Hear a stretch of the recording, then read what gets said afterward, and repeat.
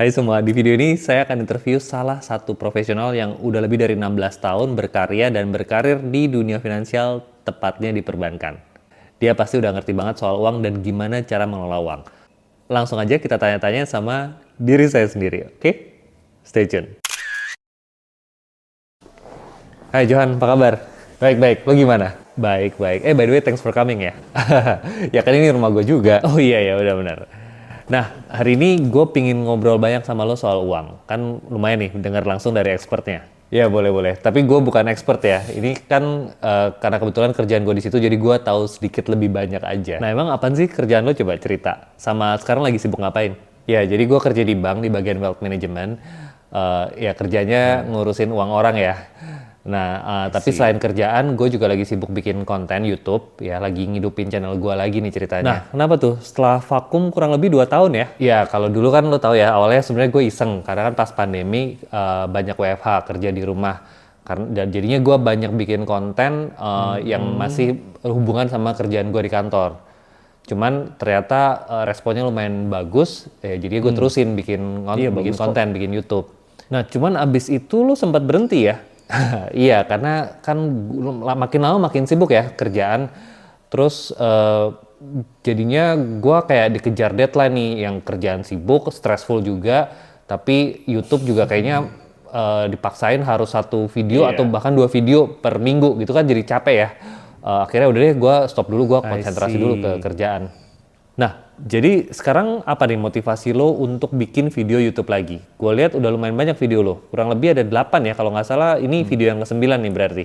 Iya, 1 minggu 1. Jadi udah 8 video berarti, 8-9 video berarti udah ya 9 minggu lah ya jalan. Tunggu, ini lo ngerjain semua sendiri nih, dari riset, editing, sampai posting?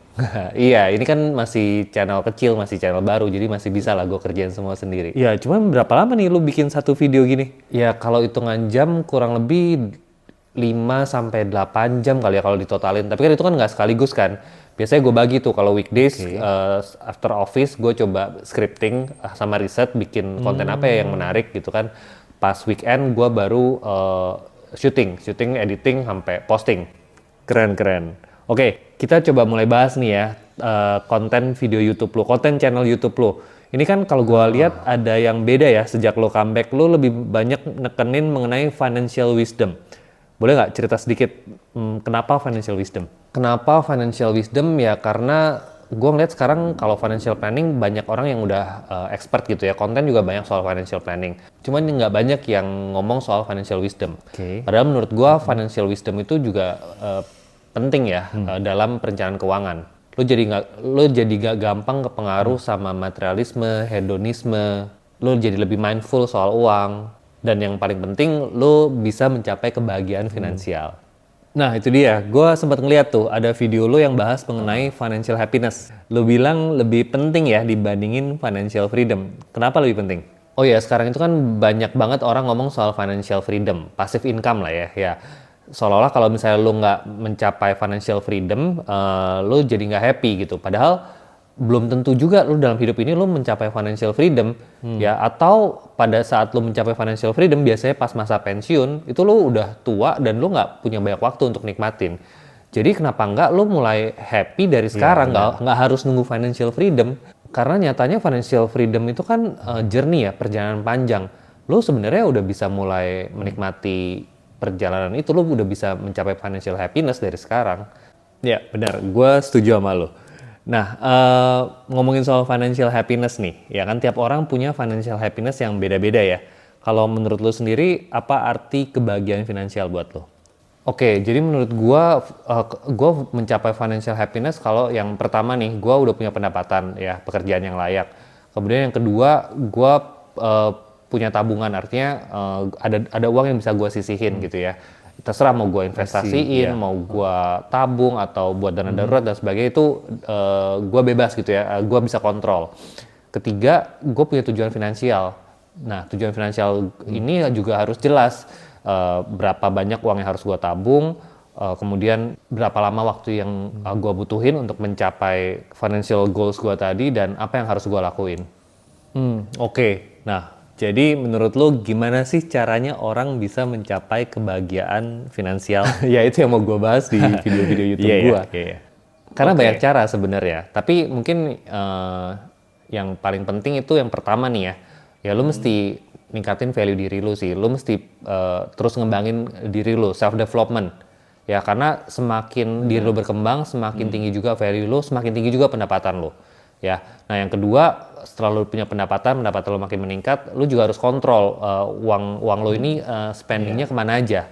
Ya ini lo harus budgeting, lo jadi harus tahu uang lo ini kemana aja, jangan hedon, kemudian atur gaya hidup supaya lo bisa nabung. Nah baru yang ketiga, ini gimana cara lo mengelola tabungan lo tadi, ya supaya nggak kegerus inflasi, supaya lo bisa mencapai tujuan finansial jangka panjang lo. Nah itu gue pernah bahas tuh di salah satu video gue. Dan yang terakhir jangan lupa bersyukur ya karena manusia itu cenderung serakah ya kalau kita nggak berhenti sejenak bilang cukup mensyukuri apa yang udah kita dapat ya kita juga nggak akan bisa happy gitu ya. Oke, noted, bijak banget ya. Nah cuman kan tadi lo bilang kalau financial freedom ini kan sebuah perjalanan panjang. Nah menurut lo nih buat orang yang baru mulai mereka mesti mulai dari mana sih supaya punya start yang bagus? Oke, jadi yang pertama udah pasti lu harus punya pemahaman dasar soal ilmu perencanaan keuangan. Pemahaman dasar itu apa sih? Ya simple. Yang pertama ya lu mesti punya pendapatan, pengeluaran lu nggak boleh lebih besar dari pendapatan lu, jangan besar pasak daripada tiang. Terus kalau udah lu harus mulai ngumpulin dana darurat. Ya ini basic banget dana darurat minimal 3 kali pengeluaran bulanan. Lu mesti ngerti cara budgeting bulanan. Jadi lu tahu uang lu ini kepake buat apa aja. Setelah lo udah punya dana darurat, lo udah budgeting bulanan, mulai nih lo mesti investasi minimum 10% lah dari pendapatan lo. Ya kalau lo mesti ngutang, KPR dan sebagainya jangan lebih dari 30% dan konsumsi rumah tangga jangan lebih dari 50%. Itu rule of thumb lah ya, basic knowledge perencanaan keuangan. Nanti setelah itu mulai nih lo tambah porsi investasinya, lo kurangin porsi utang dan sebagainya. Ini keren banget ya, gue baru nanya dikit aja udah dapat banyak insight. Sebenarnya masih banyak banget yang pingin gue tanyain. Cuman kayaknya kita enakan bagi beberapa video ya untuk beberapa tema. Tapi boleh ya, gue panggil lo lagi nanti kita ngobrol-ngobrol. Oke, boleh. Sip. Oke, sukses ya buat channel lo. Thank you. Sip. Nah, kira-kira tema apa lagi nih yang pingin kalian bahas di video podcast selanjutnya? Tulis di kolom komentar ya. Oke, itu aja video kali ini. Kalau kalian suka sama videonya, please share buat yang butuh dan subscribe buat yang belum.